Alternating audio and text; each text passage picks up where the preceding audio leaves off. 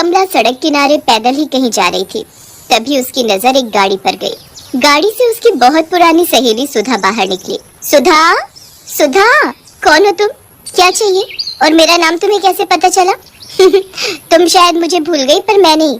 मैं तुम्हारी सहेली कमला। हम एक साथ एक ही क्लास में पढ़ा करते थे। मैं तुम्हारे लिए रोज माँ के हाथ के बने आलू के पराठे लाया करती थी। याद आया? हाँ हाँ, याद आया। कमला, तुम कितनी बदल गई हो, मैंने तुम्हें पहचाना ही नहीं। अच्छा बताओ, तुमने अपनी ये क्या हालत बना रखी है? मांग में सिंदूर और गले में मंगलसूत्र देखकर तो लगता है जैसे तुम्हारी शादी हो गई है। तुमने सही कहा, मेरी शादी गांव में हुई है और मैं वहाँ बहुत खुश हूँ। एक 4 साल की बेटी भी है मेरी, पर वो वहीं अपने पिताजी के पास गांव में ही है। अपने पिताजी को वो बहुत प्यार करती है ना, तो उन्हें एक पल भी नहीं छोड़ती। मुझे यहाँ कुछ काम था, इसीलिए आई थी। ओह माय गॉड, ये तुम क्या बोल रही हो? शहर में पढ़ी लिखी और शादी गांव में, कैसे रहती होंगी तुम वहाँ? मुझे देखो, मेरे माँ बाप ने मेरी शादी एक रईस खानदान में की है। आराम से एसी में रहती हूँ, और तो और 2 कदम चलने के लिए भी मैं गाड़ी में ही जाती हूँ। शहर की तो बात ही कुछ और है। वो बात गांव में कहा। तूने गांव में शादी करके अच्छा नहीं किया। गांव में आके रखा ही क्या है? घुटन भरी जिंदगी, बस 2 वक्त की रोटी, पति और बच्चे का प्यार मेरे लिए बहुत है। जो सुख शांति गांव में है वो शहर में तो बिल्कुल नहीं है। अब तुम मुझसे बहस करेगी? अरे मैं कह रही हूँ ना कि तुम्हारे गांव से अच्छा हमारा शहर है। दोनों बहस पर उतर आते हैं। बातें करते करते उन्हें काफी रात हो जाती है और उन्हें ये नहीं पता था कि वो सड़क के बिल्कुल बीचों बीच आ गए हैं। तभी सामने से एक ट्रक आता हुआ दोनों को कुचल कर चला जाता है। मरते ही दोनों सहेलियां चुड़ैल बन जाती हैं।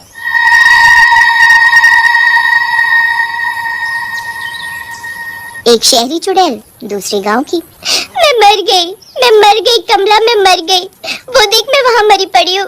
मुझे किसी ने नहीं बचाया। काश कोई मुझे बचा लेता। अब मेरा क्या होगा? तुम तो अपने लिए रो रही हो और मैं अपनी बच्ची के लिए। अब क्या होगा मेरी बच्ची का? वो बिना माँ के कैसे रहेगी? अरे हाँ, मैं तो भूल ही गई थी। उसके पिताजी उसकी माँ से भी ज्यादा उसे प्यार करते हैं। वो संभाल लेंगे उसे। अगर तुम हमारे गांव में होती तो तुम्हें एक खरोच तक नहीं आती। तुम फिर शुरू हो गई? ठीक है, फिर अब से हम एक काम करते हैं। तुम यहाँ शहर में रहोगी और मैं गांव में। तभी पता चलेगा कि गांव अच्छा है या शहर। फिर क्या था, दोनों एक दूसरे की जगह बदल लेते हैं। चुड़ैल बनी कमला शहर में रहती है और सुधा चुड़ैल का रूप लिए कमला के गांव में पहुंच जाती है। जैसे ही सुधा गांव में पहुंचती है, उसका एक पैर गाय के गोबर में पड़ जाता है। ओह माय गॉड, ये छी छी क्या है? मेरा पैर, ये मेरे पैर में क्या लग गया? इससे कितनी बदबू भी आ रही है। छी, ऐसा लगता है कि अभी उल्टी हो जाएगी। तभी सामने से एक औरत रूपा सिर पर पानी का मटका उठाए वहाँ से गुजर रही थी। वो चुड़ैल को गोबर में सना देख उस पर हंसने लगती है। ये गांव है गांव, यहाँ कदम कदम पर ऐसा ही मिलेगा। संभल कर चलो चुड़ैल रानी। तुमने मुझे चुड़ैल कैसे बोला? तुम्हारी हिम्मत कैसे हुई मुझे चुड़ैल बोलने की? चुड़ैल को चुड़ैल नहीं बोलूंगी तो क्या बोलूं? तुम ही बता दो चुड़ैल रानी। हाँ? अरे मैं तो भूल ही गई थी कि मैं अब एक चुड़ैल हूँ। पहले जैसी नहीं दिखती अब मैं। अच्छा ये बताओ, मैं चुड़ैल हूँ, तुम्हें मुझसे डर नहीं लग रहा? हमारे गांव में आए दिन चुड़ैल घुस आती हैं। उन्हें हम मारते नहीं हैं, बल्कि उनसे पूछते हैं कि वो किस कारण से चुड़ैल बनी। आखिर उनकी क्या मजबूरी थी जो वो चुड़ैल बन गई मरने के बाद। फिर हम सब गांव वाले मिलकर उसकी इच्छा पूरी करते हैं और उसे मुक्ति दिला देते हैं, ताकि वो गांव वालों को दुखी न करे। उसके बाद वो चुड़ैल फिर कभी गाँव में दिखाई नहीं देती। अच्छा, तुम अपना ये गोबर वाला पैर आगे करो ताकि मैं इसे धो सकूं। What you mean गोबर?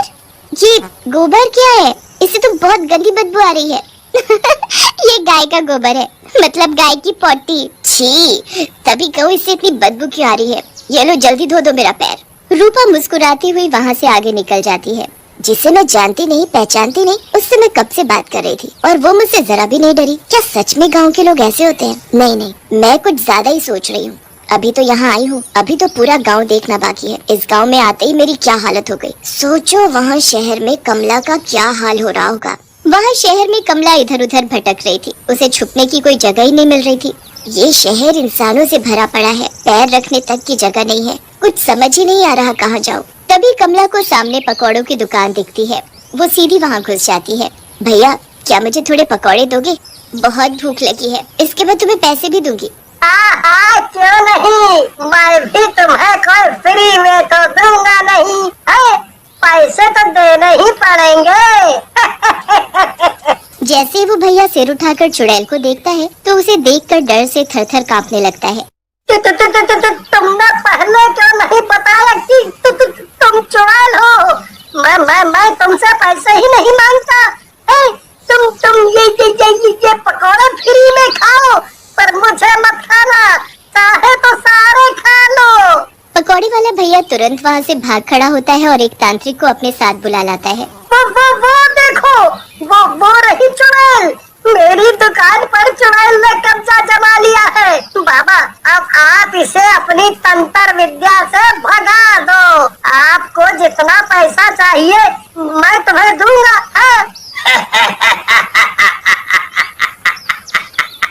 ऐसी पता नहीं कितनी ही चुड़ैलों को हमने भस्म किया है। ये चुड़ैल हमारे सामने कुछ भी नहीं है। अभी देखो। तांत्रिक थैले से भस्म निकालता है और मंत्र पढ़ने लगता है। नहीं नहीं, ऐसा मत करो, मैंने तो किसी का कुछ नहीं बिगाड़ा। फिर तुम लोग बिना वजह मुझे क्यों तड़पा रहे हो? इससे पहले कि ये तांत्रिक मुझे भस्म करे, मुझे यहाँ से गायब होना होगा। चुड़ैल फौरन वहाँ से गायब हो जाती है और किसी के घर पहुँच जाती है। अगर मैं थोड़ी देर और वहाँ रहती तो उस तांत्रिक ने मुझे भस्म ही कर दिया होता। पर ये मैं कहाँ आ गई? चुड़ैल मनोहर के घर में थी। मनोहर जैसे ही नींद से उठता है, उसकी पत्नी उसके लिए कॉफी लेकर आती है और मनोहर के हाथ में थमा देती है। चुड़ैल चुपके से ये सब देख रही थी। छी, कितने गंदे लोग हैं ये। बिना हाथ मुंह धोए, बिना नहाए कैसे बिस्तर में ही चाय पी सकते हैं? हमारे यहाँ तो उठते ही सब सबसे पहले नहाते हैं और उसके बाद पाठ पूजा, फिर जाकर चाय पानी करते हैं। और यहाँ देखो, मुझे तो पहले ही शहर पसंद नहीं था, इससे तो हमारा गाँव अच्छा है। यहाँ चुड़ैल कमला और वहाँ चुड़ैल सुधा भटक रही थी। सुधा अपनी मस्ती में यहाँ वहाँ देखती हुई जा ही रही होती है कि तभी उसकी नजर कुछ खेलते हुए बच्चों पर पड़ती है। ये देखो गांव के बच्चों को। हमारे शहर में बच्चे सुबह उठकर स्कूल जाते हैं और यहाँ गांव के बच्चों को देखो, मिट्टी में खेल रहे हैं। कोई पढ़ना वढ़ना नहीं है इन्हें, दिन भर बस उछल कूद। तुम बच्चे यहाँ क्यों खेल रहे हो? स्कूल क्यों नहीं जाते? ये तो चुड़ैल है। माँ, बचाओ। राजू डर मत, मैं हूँ ना, मैं तुझे कुछ नहीं होने दूंगी। तुम बच्चे स्कूल क्यों नहीं जाते बताओ, नहीं तो मैं तुम सबको खा जाऊंगी। 2 दिन से हमारी मैडम गायब है, उनके बिना हम कैसे पढ़े? इसीलिए हम सब यहाँ खेल रहे हैं। गायब है? पूरे गांव में क्या एक ही मैडम है तुम्हारी? हमारे शहर में तो कितने सारे स्कूल हैं, उनमें पढ़ाने वाली कई टीचर भी होती हैं। और यहाँ देखो। अच्छा, तुम्हारी मैडम का नाम क्या है? बस फिर क्या था, मैडम का नाम सुनते ही चुड़ैल चौंक जाती है। वहाँ पूरे शहर में भटकने के बाद कमला अचानक सुधा के घर पहुँच जाती है और सामने दीवार पर उसकी तस्वीर देखकर चौंक जाती है। ये तो घर सुधा का मालूम पड़ता है। हाँ, ये सुधा का ही घर है। उसकी तस्वीर यहाँ है तो उसी का घर होगा ना ये। पर घर में कोई दिखाई क्यों नहीं दे रहा है? तभी उसे घर में कोई आदमी घुसता हुआ दिखाई देता है और साथ में कोई औरत भी होती है। अच्छा हुआ जो वो सुधा अपने आप ही मर गई और मुझे उससे छुटकारा मिल गया, नहीं तो हम दोनों एक दूसरे से कभी नहीं मिल सकते थे। बिल्कुल सही कहा पतिदेव, उसके मरने के बाद ही तुम मेरे हो पाए। अगर वो नहीं भी मरती ना तो मैं जरूर उसे मार देती। चुड़ैल चुपके से सब देख रही थी। वहाँ सुधा कमला का नाम सुनते ही बच्चों से उसके घर का पता पूछती है और वहाँ जाती है। वहाँ उसके पति सुभाष और बच्ची को देख हैरान रह जाती है। वो अपनी बेटी की पूरी देख रेख में लगा था। चुड़ैल ये सब देखकर वहाँ से चली जाती है और कमला को याद करती है। तभी कमला उसके पास वहाँ आ जाती है। मैं तुम्हें ही याद कर रही थी, अच्छा हुआ तुम आ गई। मैंने तुम्हारा पूरा गाँव देखा और देखकर ये ही पता चला कि यहाँ ऐशो आराम भले ही नहीं है, पर यहाँ के लोग बहुत अच्छे हैं। खुली हवा में सांस लेना कितना अच्छा लगता है। शहर भी इतना बुरा नहीं है जितना मैं सोच रही थी। वहाँ स्कूल है, हर सुविधा है, पर लोगों की सोच बहुत छोटी है, आलसी है, हमेशा ऐशो आराम में ही रहना पसंद करते हैं। और हाँ, एक बात तो मैं तुम्हें बताना ही भूल गई। मैं तुम्हारे घर गई थी, तुम्हें मरे हुए 2 दिन भी नहीं हुए कि तुम्हारे पति ने दूसरी औरत से शादी कर ली। वो अब वही तुम्हारे घर में रहती है।